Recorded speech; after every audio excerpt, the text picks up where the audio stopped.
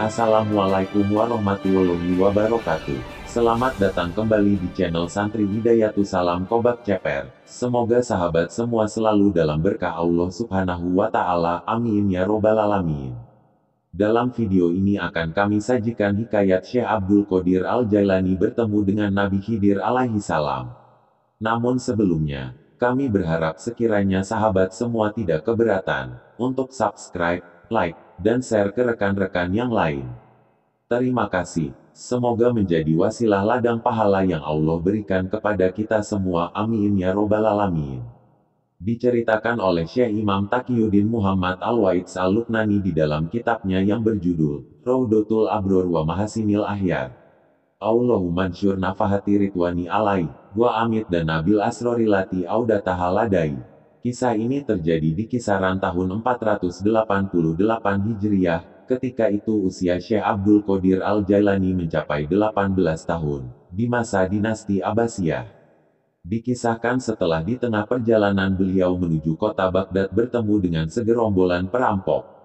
Beliau terus melanjutkan perjalanannya untuk mesantren di Baghdad. Namun sebelum memasuki perbatasan kota Baghdad, beliau dihadang oleh Nabi Khidir alaihi salam, seraya berkata, "Wahai Abdul Qadir, aku belum mendapat perintah dari Allah untuk mengizinkanmu masuk ke Baghdad sampai 7 tahun ke depan."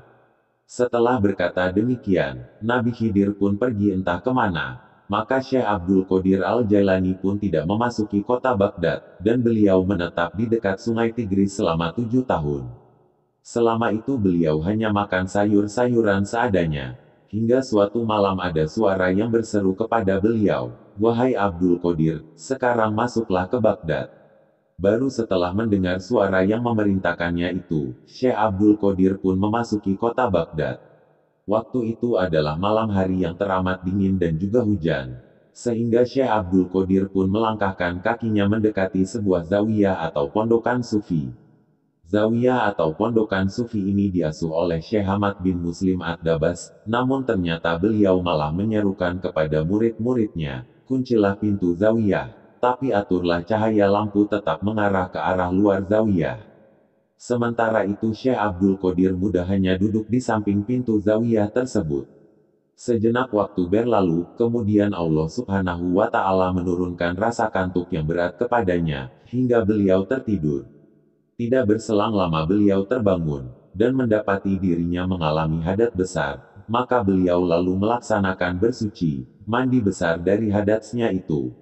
Kemudian Allah Subhanahu wa Ta'ala menurunkan lagi rasa kantuk yang berat kepadanya, hingga ia pun tertidur lagi, dan tidak lama terbangun ia pun mengalami hadat besar lagi seperti sebelumnya. Kejadian ini terjadi berulang kali kepada beliau hingga 17 kali di malam itu. Dan beliau pun melaksanakan bersuci mandi besar hingga 17 kali. Akhirnya saat pagi tiba, pintu zawiyah pun dibuka dan Syekh Abdul Qadir Al-Jailani melangkah masuk ke dalamnya. Kemudian Syekh Hamad Ad-Dabas sang pengasuh zawiyah pun melangkah maju menyambut beliau, memeluk beliau dengan pelukan yang lembut dan hangat. Air mata menetes di pipi Syekh Hamad Ad-Dabas sembari berkata, "Wahai anakku Abdul Qadir, hari ini engkau adalah tanggung jawab kami di sini. Akan tetapi di masa yang akan datang adalah giliranmu untuk bertanggung jawab di zawiyah ini. Maka nanti bimbinglah si tua yang rambutnya sudah memutih ini." Untuk kisah Syekh Abdul Qadir berguru kepada Syekh Hamad Ad-Dabas, insya Allah akan kami sajikan pada video berikutnya. Dalam riwayat lain diceritakan, pada saat Syekh Abdul Qadir akan memasuki pintu gerbang kota Baghdad, tiba-tiba Nabi Khidir alaihi salam datang menemuinya dan berkata, "Wahai Abdul Qadir, duduklah engkau di tempat ini, dan jangan beranjak hingga aku datang kembali menemuimu." Syekh Abdul Qadir Al-Jailani pun tinggal di puing-puing kota Madain Persia, selama 3 tahun. Pada tahun pertama, Nabi Khidir alaihi salam datang menemuinya seraya berkata, "Teruskanlah tinggal di tempat ini sampai aku datang kembali menjengukmu." Selama masa menunggu itu, Syekh Abdul Qadir Al-Jailani hanya memakan sayur-sayuran seadanya. Beliau pun banyak melakukan ibadah pada Allah Subhanahu wa Ta'ala.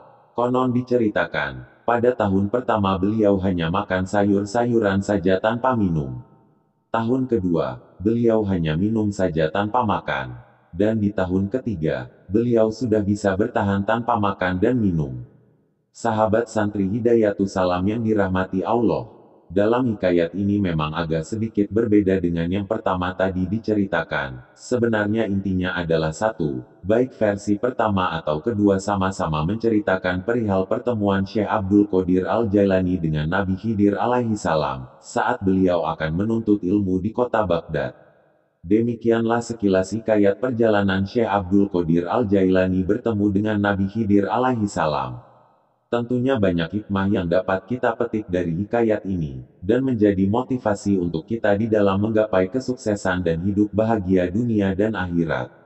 Terima kasih sudah menyimak dan mendengarkan sampai selesai. Semoga Allah limpahkan barokahnya untuk kita semua, amin ya robbal alamin. Wassalamualaikum warahmatullahi wabarakatuh.